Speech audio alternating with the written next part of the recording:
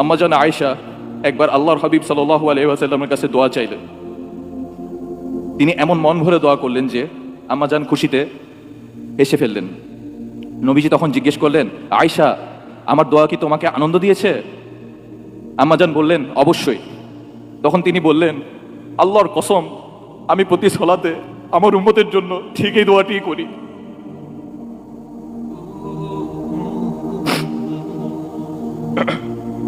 একবার চিন্তা করুন তো, প্রতি সালাতে তিনি আপনাকে ভোলেননি। 1400 বছর আগে মদিনার নির্জন রাতে যখন সবাই ঘুমিয়ে, তখন একজন মানুষের চোখ ভিজে যেত আপনার ফিকিরে। আর আজ আমরা সেই উম্মত কোথায় দাঁড়িয়ে আছি?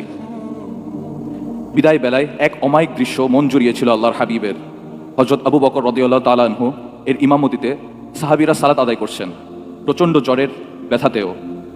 পর্দার আড়াল থেকে এই দৃশ্য দেখে তিনি মুচকি হাসলেন। প্রশান্তিতে বুক ভরে উঠল তার। আমার উম্মত একতাবদ্ধ, আমার উম্মত আল্লাহর পানের রুকুসিজদায় অবনত। একবার ভাবুন তো, যদি আজ আল্লাহর রাসূল সাল্লাল্লাহু আলাইহি ওয়াসাল্লাম ফিরে আসতেন, যদি তিনি দেখতেন তার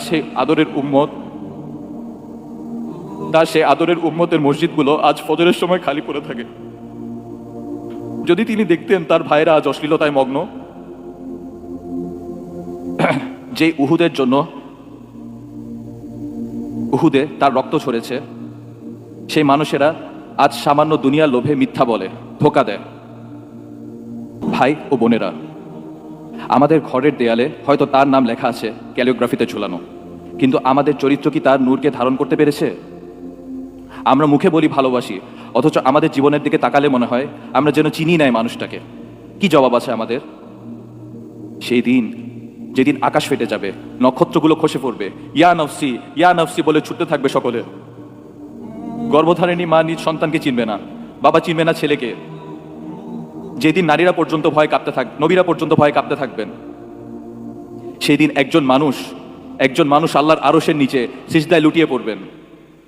আল্লাহ জিজ্ঞেস করবেন, হে মুহাম্মদ, মাথা তুলুন, চান দেয়া হবে, সুপারিশ করুন, কবুল করা হবে। সেদিন তিনি নিজের জন্য জান্নাত চাইবেন না, ফাতিমার জন্য জান্নাত চাইবেন না। যেদিন সব বন্ধন ভুলে গেছে, মুছে গেছে, সম্পর্কের যত সীমানা, সেই দিনও তিনি বলবেন, ইয়া রব্বি উম্মতি উম্মতি, হে আল্লাহ, আমার উম্মত। মহাবিপদের সেই দিনেও যিনি আপনার জন্য কাঁদতে থাকবেন, নাজাতে সুপারিশ করবেন, কেমন করে আমরা সেই নবীর সুন্নাহকে অবজ্ঞা করি?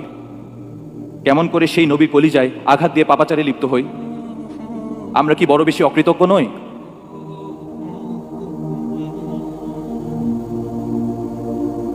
ভাই ও বোনেরা, সময় ফুরিয়ে যায়নি।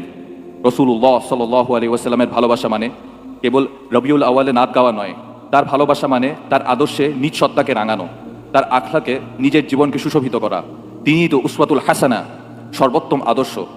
আসুন, আজকের এই কোরআন কনফারেন্স ও সিরাত এক্সিবিশন প্রোগ্রাম থেকে আমরা প্রতিজ্ঞা করি, আমরা সেই মহান মানুষটার প্রেমে পড়ব। আমরা সেই দৃশ্যের নীলিমায় হারাবো যেখানে হাউজে কাউসারের পারে সেই প্রতীক্ষিত মুহূর্তে আমাদের জন্য অপেক্ষা করবেন আল্লাহর রসুল রাহমাতুল লিল আলামিন খাতামুল আম্বিয়া মুস্তাফা মুহাম্মদ সাল্লাল্লাহু আলাইহি ওয়াসাল্লাম। মন প্রাণ উজাড় করে তাই চলুন সেই মহান মানুষটার নিমিত্তে আমরা দুরূদ পাঠ করি।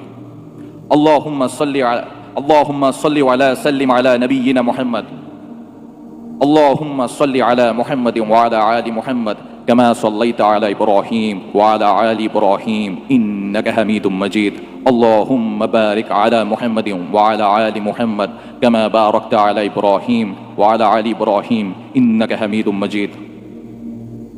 আসসালামু আলাইকুম ওয়া রাহমাতুল্লাহি ওয়া বারাকাতুহু।